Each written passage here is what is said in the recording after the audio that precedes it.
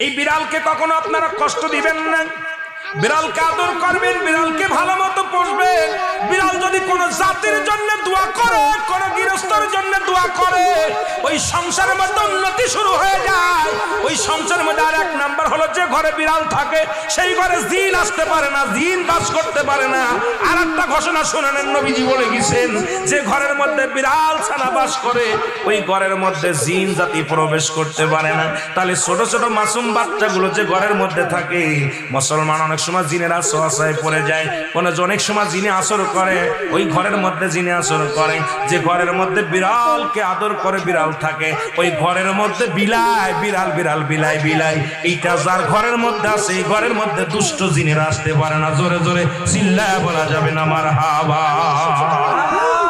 একবার নবী সুলাইমান আলাইহিস সালাম শুনতে পাইলেন পাশের বাড়িতে একটা কুকুরকে কষ্ট দিয়ে বিষ